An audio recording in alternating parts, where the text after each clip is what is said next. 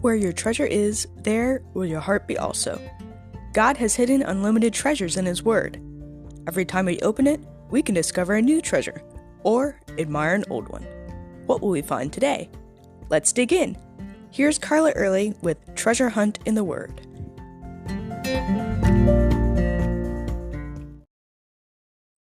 My favorite hymn is Amazing Grace. When my children were babies, I'd sing them to sleep with Amazing Grace every day. The story behind the song is beautiful too. God's grace was poured out on John Newton, a slave trader who God pursued and saved out of the depths of his sin.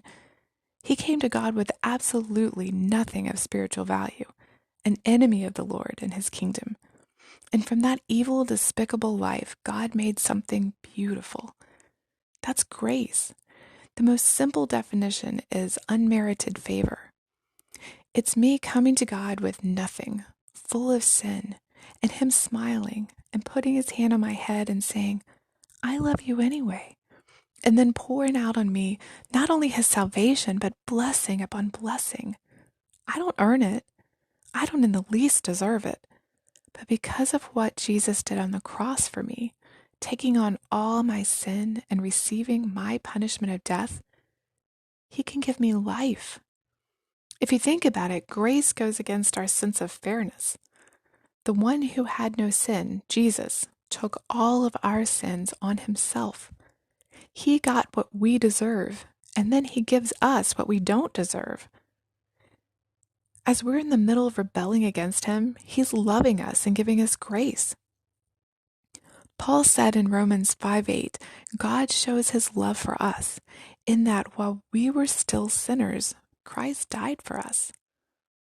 Paul should know he was originally fighting against Christianity. He was on his way with papers in his hand to imprison, torture, and even kill believers. But remember what happened? Jesus met him on that road and poured out His grace on him. And Paul never forgot it.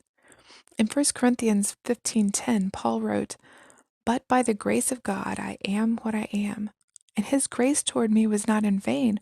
On the contrary, I worked harder than any of them, though it was not I, but the grace of God that is in me. So it wasn't just a one-time grace that he had received when he was saved. God's grace was continually giving him favor and working through him to give favor to others. Grace is a theme that runs throughout the Bible. We find it first mentioned in Genesis 6:8, where it says, Noah found grace in the eyes of the Lord. Amid the evil of his day, Noah stood out as a pinpoint of light. Not that he was perfect, he definitely had sinned and deserved judgment, but he believed God when the Lord offered him salvation in the form of a command to build an ark. And in His grace, the Lord held off the flood until Noah had the ark built and ready to go. In fact, every page of the Bible has God's grace all over it in different ways. God's grace brought Abraham and his family out of the idolatrous city of Ur to follow Him. He built David a kingdom that would continue forever through the Messiah. In fact, if you look at Jesus' genealogy, God's grace is all over it, as it is in our lives. So what's your story of grace? How did He save you? How has He brought you to where you are today? What prayers has He answered in your life?